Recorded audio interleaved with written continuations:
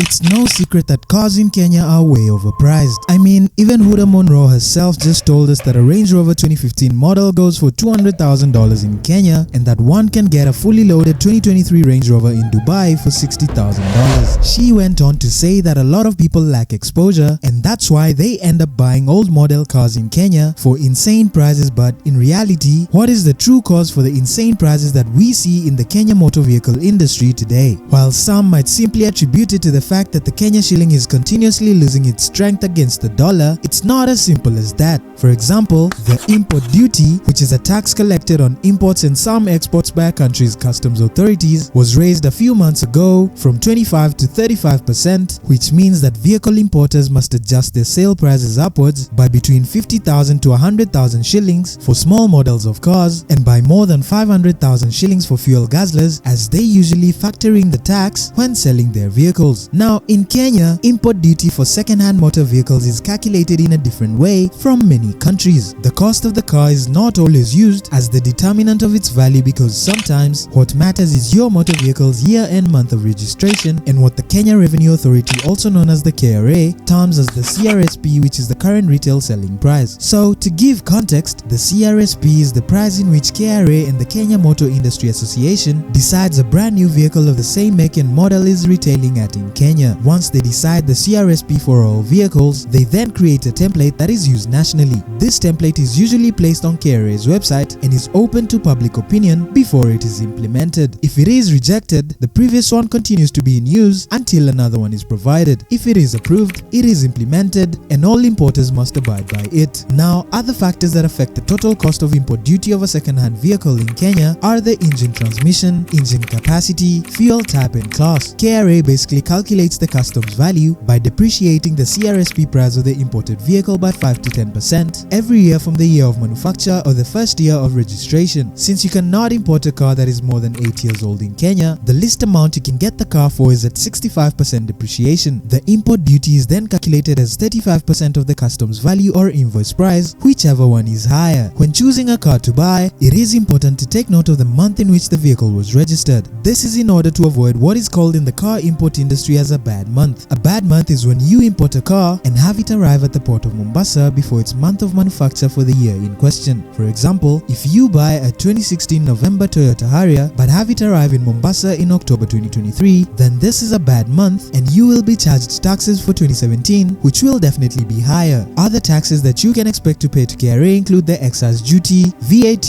RDL, and IDF fees. In addition to these taxes, there are other importation costs one should be aware of, and these include port charges, shipping fee, registration fee, clearance fees, among others. When all these taxes and charges compound, the total cost of the car becomes insane. The numerous taxes on car imports by the government are their way of incentivizing the local assembly of vehicles, but in real sense, we all know that this is done to safeguard the interests of the political class and the wealthy oligarchs because most of them are the majority shareholders in the local motor vehicle assembly franchises. But let me play the devil's advocate for a second, as the whole world is focused on going green and hence prioritizing the manufacturing of electric vehicles. Africa is largely regarded as a last resort for dealers that prioritize the sale of internal combustion engine vehicles. So most of the manufacturers of these cars are moving come from Europe and Japan to Africa to try and create cars that are better suited for the African economy. So in the Kenyan context, the government will look at that in the lens of taxation, value creation, and how other industries will benefit from the same. In the government's holistic perspective, all this will lead to the creation of more jobs. So what do you think about this? Comment down below, and as always, don't forget to like and subscribe, and see you in the next video.